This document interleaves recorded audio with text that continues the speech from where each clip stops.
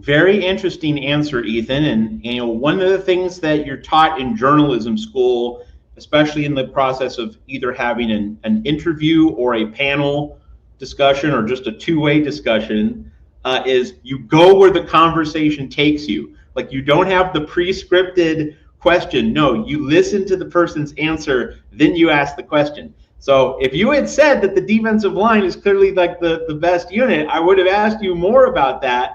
But instead, because you said wide receiver is the best unit, I'm going to ask you about the receivers since we're going in that direction. Go where the conversation takes you here at the Voice of College Football. So my question is this. If you have the belief, Ethan, that wide receiver is the best unit, to me that says the receivers are going to make Jaden Maiava better. And it leads to a very interesting point that, if we were to say, was the USC 2022 offense so awesome because of Caleb Williams, or was it awesome because Jordan Addison was just a wrecking ball in opposing secondaries? He was getting open, his moves, his shiftiness, like he made it easier for Caleb Williams to play. Obviously, folks, I'm not saying that Caleb Williams was made by Jordan Addison, but Jordan Addison certainly opened up things within the offense that did make Caleb Williams' life a lot easier. Jaden Maiava, of course, he's no Caleb Williams. He's at the beginning of the spectrum. He's at the beginning of his evolutionary arc. So I think that's a really germane, highly critical point. That do we think, are we convinced that Jacoby Lane and Makai Lemon, they're going to be so good that they're going to just enable the flow, the speed of the game to come together pretty smoothly for Jaden Maiava in his first full season as USC quarterback? Because if the wide receivers are the best unit, and let me be very clear here, Ethan, I'm not disagreeing with you. I'm not agreeing with you either. I'm just saying I'm trying to construct the argument and kind of to reinforce the point that, if we assign a lot of weight and quality to this USC receiver room, to me, that means they're going to bring Jaden Maiava's level up. They're going to make the game of football become easy for Maiava to process, relatively easy at least.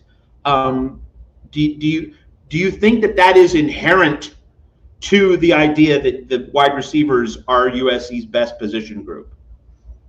Yeah, I think so. First and foremost, just want to say thank you to Slap Happy for the super chat. Really appreciate that. Always appreciate when you guys make contributions. We better not suck this year. I wholeheartedly agree. So thank you for that, Slap.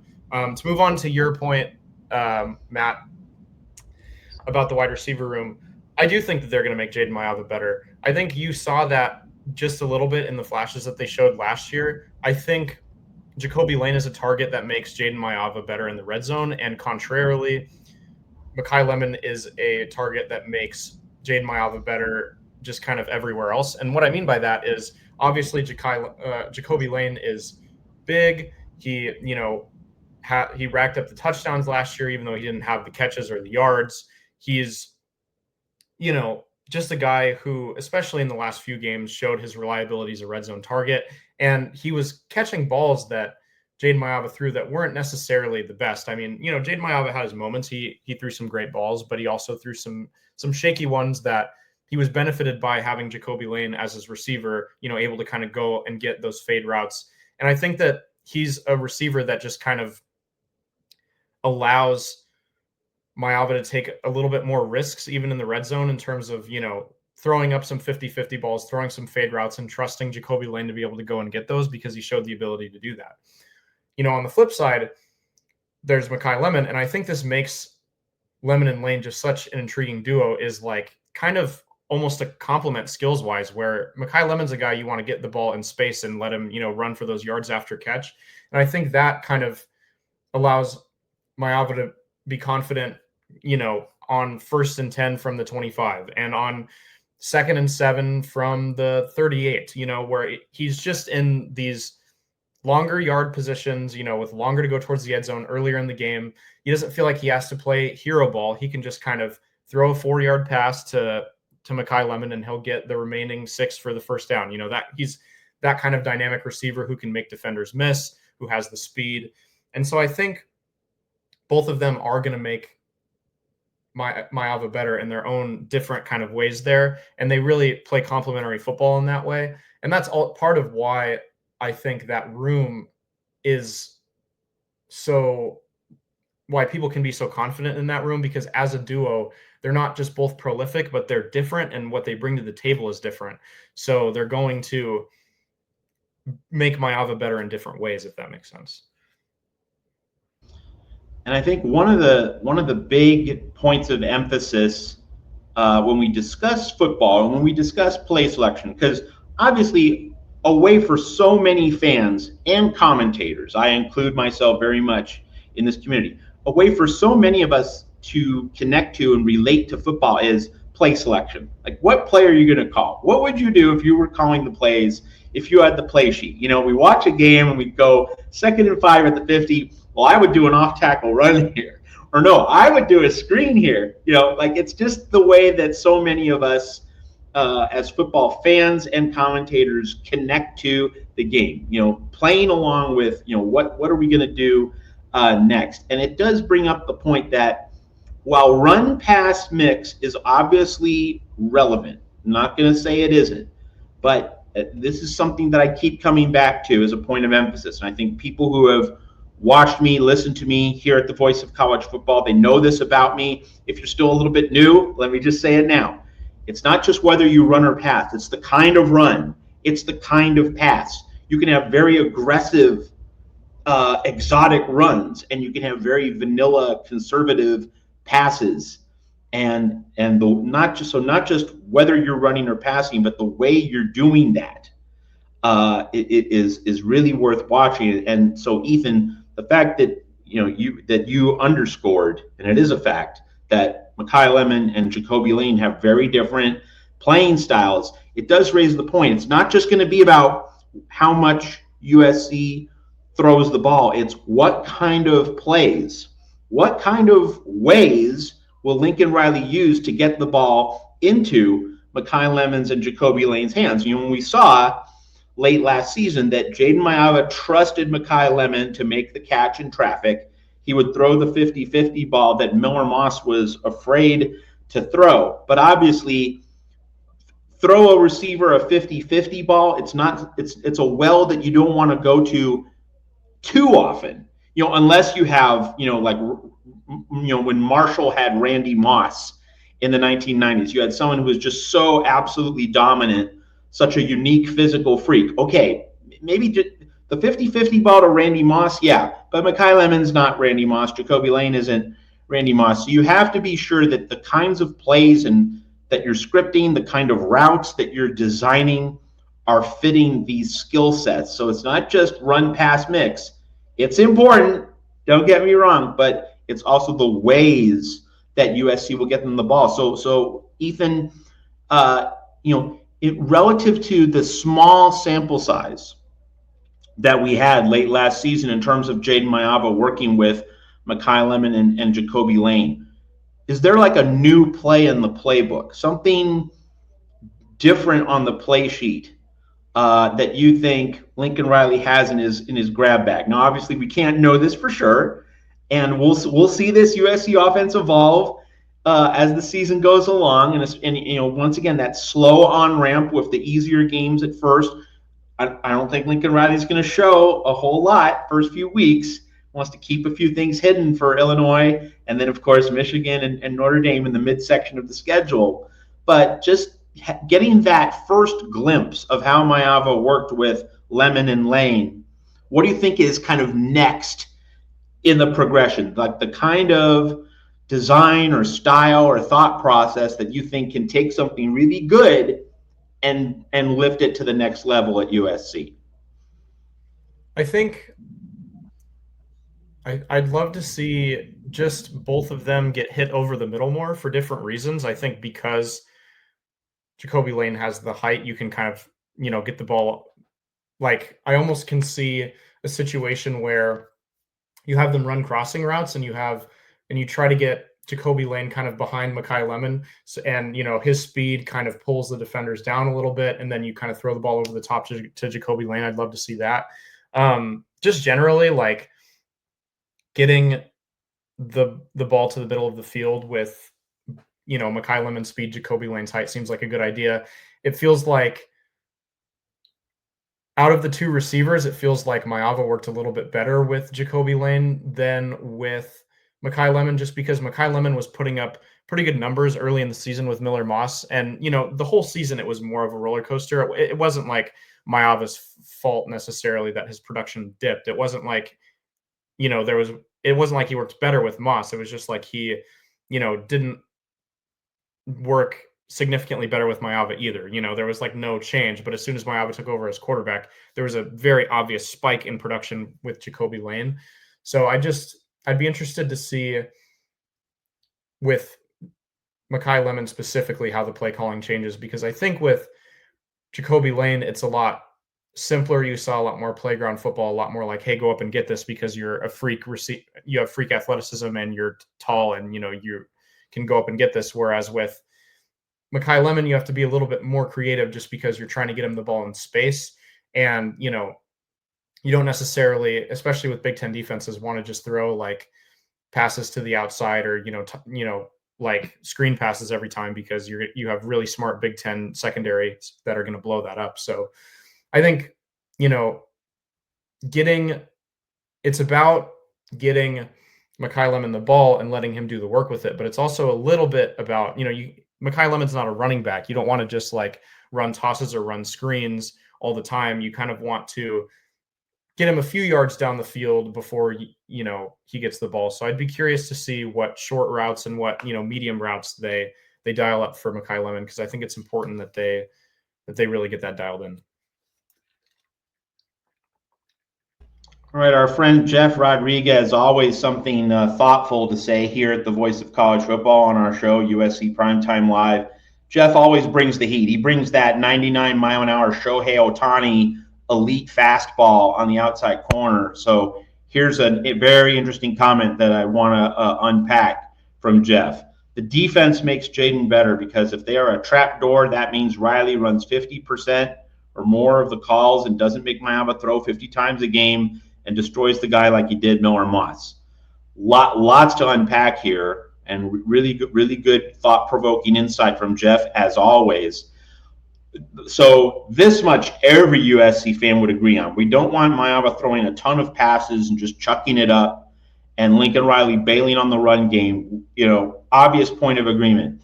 What's really interesting, and this is where I'm going to the defensive line.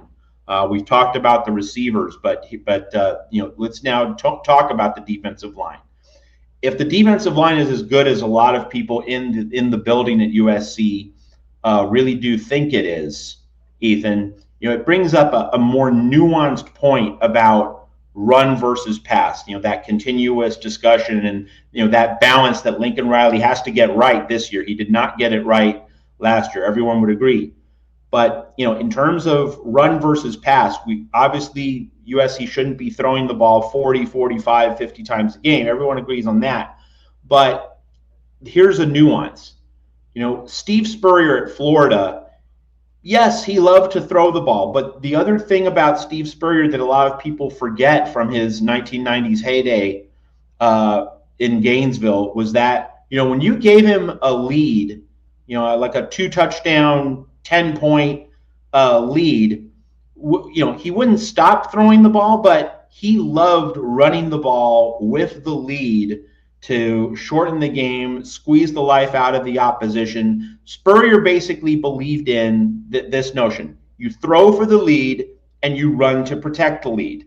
That was basically how Spurrier approached the game, that you hit them with the roundhouse punch, the downfield pass in the first half, and then in the third and fourth quarter, it's all about being able to run the ball even when the defense knows it's coming, because that way you just take the life out of the defense and you shorten the game and you squeeze the opposition's opportunities off the board. You basically just squeeze the life out of your opponent. given this USC team, and we don't have Danny Warfel at quarterback, we don't have a proven rock star the way USC had Caleb Williams in 2022. With all the ingredients that exist on this roster, and considering the prominence and expected strength of the USC defensive line, is that the way to go about first half and more specifically first quarter play calling for this team, Ethan Inman? That the best thing to help this defensive line is get a 7-0 lead, get a 14-0 lead, because then you can just get those pass rushers, send them at the quarterback. So it's like the Indianapolis Colts in the Peyton Manning, Dwight Freeney era. That the Colts were not the most rugged team in the world, but Peyton Manning was just so good at getting them that 7-0, 14-0 lead. And I'm not comparing Jaden Maiava to Peyton Manning. I'm just making the point that those Colts defenses thrived when they had leads and they could just go get the quarterback. It made their task very easy. That was the way for that defense to function. But is this USC defense with that strong defensive line built along the same lines, or is this a case where no, USC should actually be running the ball in the first quarter, second quarter, third quarter? It's not so much building a first half lead and then protecting it with the run game. It's more of establishing physical superiority from the jump, and like this defense will be equipped to handle run, pass, gadget plays, you name it. What do you think is the better approach if you had to pick between one of those two lanes? I think first and foremost, there's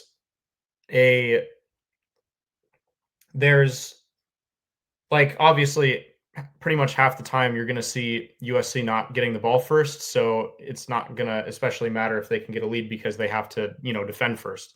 So, but I do think on, talking about the defensive line, I think today I would more confidently say that that the defensive line is going to be able to handle the run well than the pass well, just because there's a lot of talent on the edges, but I just didn't see it quite as much last season. And I think the thing that we are going to undisputedly have this season in terms of the defensive line for sure is size. And especially size of the defensive tackles. And so I think that you could more reliably say at this point that USC will have a defensive line that can defend the run well than defend the pass well. I certainly hope that they can defend the pass well as well. And I think that they have a lot of young talent that is going to wreak havoc on the passer. And I'm confident that they will be able to do that as well. But I'm more confident to say today that the defensive line will be good at defending the run. So I think, from that, looking at it that way, I think that similarly to wanting to establish physicality on the defensive side of the ball, because if you're defending the run well, you're definitely establishing yourself as a physical team. USC just needs to rely on the run game more. And that doesn't mean abandon the pass in the first quarter. Obviously you have to have a feel for how the game is going. If you're not getting anywhere run wise, or if the other team has a great run defense and they're blowing up, whatever you try running wise, you're going to have to kind of establish Maiava. But I just think also, like, early in some of these games, like Maiava, he